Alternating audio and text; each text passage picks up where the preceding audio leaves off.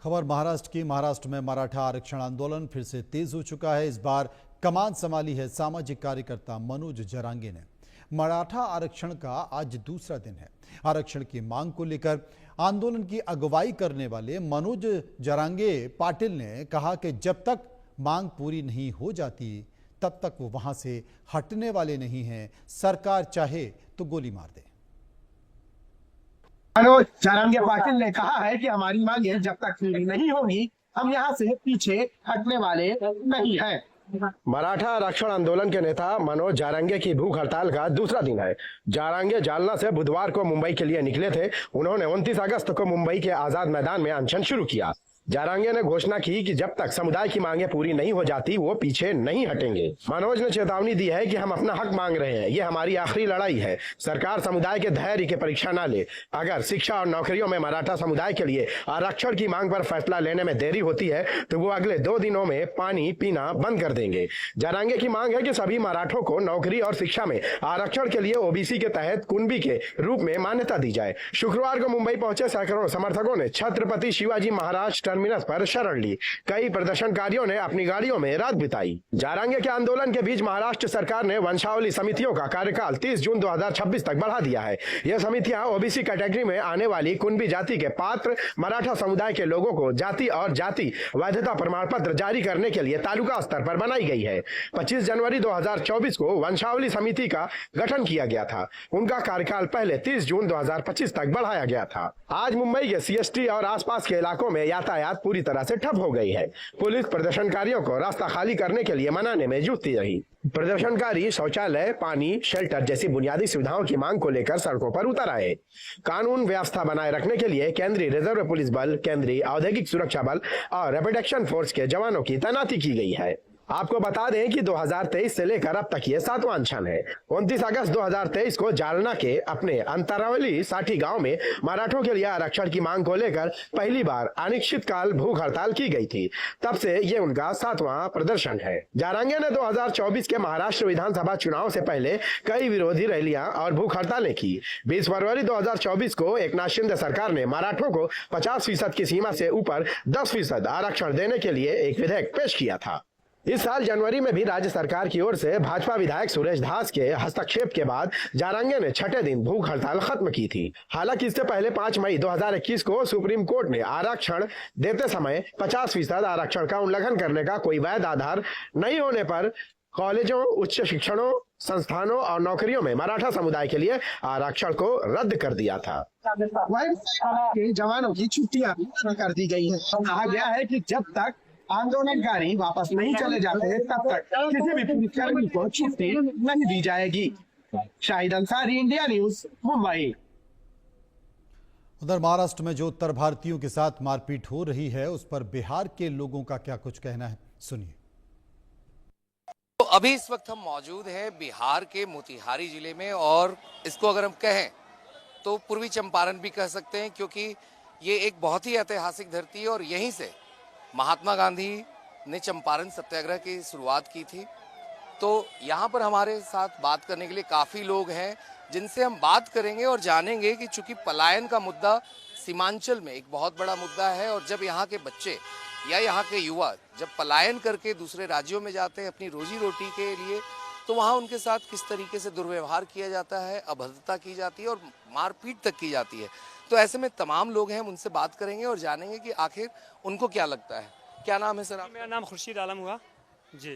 पूछा जाए जिस तरीके से सीमांचल का ये इलाका है और बाढ़ग्रस्त भी काफ़ी होता है ये इलाका, तो ऐसे में यहाँ के युवा, यहाँ के बच्चे जो है बेहतर शिक्षा या बेहतर रोजगार के लिए बाहर पलायन करते हैं, और जब वो पलायन करके जाते हैं दूसरे राज्यों में तो उनके साथ मारपीट की जाती है, गाली गलौज की जाती है। तो कैसे देखते हैं इन सारी घटनाओं? देखिए, मैं ये देखता हूँ ये देश अरे सभी लोगों का है। ये हर स्टेट में हर आदमी जाके अपना काम कर सकता है, जी सकता है। लगता है ये हमारे संविधान ने हमें ये दे रखा है, से हर आदमी कहीं भी जाके अपना काम कर सकता है। इस होता है, पता नहीं इधर लगभग 10 साल 15 सालों से इधर क्या एक चला है ट्रेंड से, भाई वहाँ नहीं जा सकता, वहाँ नहीं जा सकता है, यहाँ नहीं जा सकता। भाई क्यों नहीं जा सकता? भाई ये देश मेरा है, आज़ादी हमें मिला इसलिए कि मैं कहीं भी स्वतंत्र हो के मैं अपना काम कर सकूं, मैं कर सकूं। लेकिन यहाँ इधर देख रहे हैं ट्रेन किसी भी स्टेट में जा रहा है, भाई तुम बिहारी हो तो तुम महाराष्ट्र के हो, तुम कहाँ हो, ऐसा नहीं होना चाहिए। यहाँ के नेता को इस पर बैठ के विचार करना चाहिए और एक कानून ऐसा पास करना चाहिए जिसमें लगे भाई तो इस तरह का जो जो करता है उसको ऐसा कानून सख्त सख्त कार्रवाई की जाए जिससे फिर कल वो आदमी उठाए नहीं। यहाँ पॉलिटिक्स की बात है, कोई जात पात में कोई चीज़ में हम मराठा अपना भाषा करता है, सब मेरे वोट के लिए हमें ये मिल जाएगा बोला, लेकिन ये देश के लिए अच्छी बात नहीं है, ऐसा नहीं होनी चाहिए। जिस तरीके से भाषा का विवाद होता है लगातार, जो पलायन करके जाते हैं, आप भी युवा हैं, काफ़ी युवा यहाँ के भी गए होंगे पलायन करके दूसरे राज्यों में, मारपीट कितनी सी? बिहार में मेन मुद्दा है पलायन और शिक्षा और बेरोजगारी, ये सब है मेन मुद्दा। इस पे नेता जो है ना उस पे आपस में बैठ के इस पे चर्चा करना चाहिए, क्योंकि अक्सर बिहार के लोग बाहर स्टेट में रहते हैं और गाली भी सुनते हैं। देखते हैं रिक्शा वाला कोई भी गलती कोई भी करता है बिहारी गाली सुनता है। इस पे ये इधर के नेता की गलती है। इधर शिक्षा पे काम होना चाहिए और ये बेरोजगारी है, पलायन है, मेन मुद्दा इधर का है। क्या लगता है नीतीश जी ने पिछले 20 साल में जैसे वो दम भरते हैं कि हमने सुशासन की सरकार दी है, हमने रोजगार की योजनाएं सरकार में लाई, रोजगार के लिए अपॉर्चुनिटीज़ यहाँ पे युवाओं के लिए निकाली हैं, चाहे शिक्षक की बहाली हो, पुलिस की बहाली हो, तमाम वो ये आंकड़े देते हैं। आपको लगता है वो खरे उतरे हैं खास तौर पे रोजगार के मुद्दे पे ताकि पलायन रुक सके बिहार? नहीं, पलायन पे कुछ काम नहीं हो रहा है। लॉ एंड ऑर्डर तो बिल्कुल ठप है, क्योंकि वो अचेत अवस्था में जा चुका है नीतीश जी। कुछ काम नहीं हो रहा अभी। इस पे मेन मुद्दा है कि लॉ एंड ऑर्डर को कंट्रोल करना चाहिए। तेजस्वी कह रहे हैं कि हम जब सरकार में आ जाएंगे तो हम रोजगार के काफी अवसर देंगे, तो लगता है इस बार बदलाव होगा, तेजस्वी मुख्यमंत्री बन जाएंगे जैसा कह रहे हैं वो, हम एनडीए को उखाड़ फेंकेंगे बिहार से? उम्मीद है तेजस्वी की सरकार बने, गठबंधन की, क्योंकि पिछली बार 17 महीना सरकार में था तो उसने रोजगार दिया था 5 लाख। अगर वो आएगा तो देगा, नया युवा है, युवा को रोजगार देगा। तो अभी हमारे साथ कुछ और भी लोग हैं बात करने के लिए, जिनसे हम जानेंगे कि आखिर किस तरीके से बिहार में जो पलायन का एक मुद्दा है तो उसके बारे में इनका क्या सोचना है। तेजस्वी कह रहे हैं कि नीतीश जी की सरकार जो है फेल हो गई, हम सरकार पलट देंगे, इस बार आएंगे तो बहुत रोजगार देंगे यहाँ के लोगों को। अच्छे बात कहते हैं, बदलाव होना भी चाहिए, ज़रूरी है। अगर बाल बच्चा है पढ़ा लिखा नहीं है, बाहर जा रहा है कमाने के लिए, तो लोग बोलता है बिहारी आ गया या है, गाली भी देता है। जब मेरे बिहार में ये सब चीज़ रहता तो हमको बाहर जाने की क्या ज़रूरत था। रोज़गार तो मिलता नहीं है, पढ़ाई लिखाई भी उसी तरह साहब चौपट है, स्कूल जाता है बच्चा लेकिन पढ़ता भी नहीं है। अब आगे 20 साल से सरकार है, अगर 20 साल में सरकार अभी तक देश को अगर न कुछ किया तो क्या कर सकता है, यही बात है। नीतीश कुमार फेल हो गए हैं इस बार? एकदम निश्चित फेल है, एकदम गारंटी फेल है। वो तो बोलने के लिए कुछ बोल देते हैं, बोलते बोलते कुछ भी कह देते हैं। लेडीज में भी कह देता है कि हाँ कभी कपड़ा पहनती थी, ये भी बात बोलते हैं, यही सब बात बोलते हैं। कह रहा है विपक्ष की वोट चोरी भी हो गया यहाँ, और फिर बात उठा देती है वो लोग पलायन की भी, तो पलायन एक बड़ा मुद्दा रहेगा वोट चोरी के साथ? हाँ रहेगा, एकदम 100% रहेगा। खुद मेरा भी नाम कट गया था, अब देखिए जब कि हम जिंदा है अभी, मेरा भी मुहारी में नाम रख दिया था कि हाँ आपका वोट कट गया, तो फिर उसको प्रक्रिया करके तो वोट जोड़वाया है, जुड़ गया वोट। हाँ जुड़ गया। तब ऐसे ही तो बात है रह गया कि हम चला वोट बहुत दिन से देते हैं, हमारा बोले मर गया है या है वहाँ, ये सब बात बोलते हैं। मोदी भी तो इतना भी कहेगा 15 लाख रुपये आएगा तो युवा के इतना नौकरी मिलेगा, लेकिन आज तक तो इतना प्रधानमंत्री कभी इतना झूठ बोलने पर प्रधानमंत्री को हम लोग देखे भी नहीं है, जितना ही झूठ बोलते हैं। मोदी जी इतना झूठ बोलते हैं कि कोई बोलता नहीं, आज प्रधानमंत्री नहीं बोला जितना ही बोलते हैं। राहुल गांधी जा रहे हैं, वोट चोरी का आरोप लगा रहे हैं, वो सही बात कर रहे हैं, एकदम सही कर रहे हैं, हम लोग एकदम 100% कर रहे हैं, सही बात है। यहाँ पे और भी लोग हैं, हम उनसे भी बात करेंगे और जानेंगे कि आखिर वो क्या कहते हैं। जिस तरह से भाषा के नाम पे, खास तौर पे जो लोग हैं, भाषा के नाम पे जिस तरीके से जो बिहार के मजदूर हैं, वो जब पलायन करके जाते हैं दूसरे राज्यों में और उनके साथ मारपीट होती है, तो उनका क्या कहना है। तो भैया आपको लगता है इस बार सरकार बदल जाएगी? एकदम बदलना ही है। कह रहे हैं कि पलायन होता है यहाँ से लोगों का और बाहर जाने के बाद उनकी पिटाई होती है। हाँ बिल्कुल ही होती है, बिहारी करके मारा जाता है। हाँ तो ये सही है। नहीं, गलत है ये सब। हर हाल में ये होना चाहिए, बदलाव होना चाहिए। नीतीश जी तो कहते हैं हम 20 साल में बहुत बढ़िया काम किए, रोजगार दे दिए।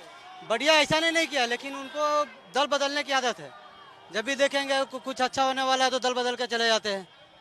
जी, तो इस बार बदल जाएगी सर। हर हाल में बदलना है सर। Thank you. क्या लगता है बिहार में इस बार पलायन मुद्दा बनेगा चुनाव में? जी, लालू का सरकार आएगा, राहुल गांधी जी का सरकार अब चेंज होना चाहिए सर, ढेर दिन हो गया। जी, जिस तरह से बिहार के लोग पलायन करके जाते हैं, आपका सीमांचल का इलाका है ये, और वहां जाने के बाद उनके साथ मारपीट होती है, तो लगता है नीतीश जी ने काम काज यहाँ दिया है लोगों को कि ऐसे पलायन का मुद्दा? बिहार यूपी का लोग तो सब दिल्ली पंजाब जाते हैं सर कमाने। पटना में तो काम है नहीं, कोई कंपनी नहीं है, कोई फैक्ट्री नहीं है, कहाँ काम करेगा सर? जो पलायन करके जाते हैं उनके साथ मारपीट होती है, वो सही है? गलत है सर। मारपीट पलायन करके जा रहा आदमी कमाने, तो उसके साथ मारपीट होगा तो गलत ना है सर। महाराष्ट्र में मराठी नहीं जानने के लिए पीट देता है। राज ठाकरे की पार्टी हर बार जो है लगातार पीटता है। पंजाब में जाएंगे तो हमको पंजाबी नहीं बोलेगा तो मारेगा। हम काम करने ना है, कोई भी कहीं जाएगा तो भाषा धीरे धीरे ना सीख पाता है सर, एक बैग तो नहीं सीख पाएगा। तो ये थे यहाँ के चंपारण, खास तौर पे मोतिहारी के लोग, जिन्होंने साफ तौर पे कहा कि आखिर किस तरीके से जो भाषा के नाम पे लोगों के साथ, जो पलायन करने वाले मजदूर हैं, उनके साथ मार पिटाई करना कहीं से भी जायज नहीं है। और भारत में हर एक नागरिक का अधिकार है कि वो किसी भी राज्य में जाकर, किसी भी शहर में जाकर वो वहाँ रोजगार कर सकते हैं, और किसी को इस पे किसी तरह की आपत्ति नहीं होनी चाहिए, क्योंकि वह भी एक भारत का नागरिक है। विजय राजू शर्मा के साथ आनंद सिंह, ITV नेटवर्क, चंपारण। उधर देश भर में गणेश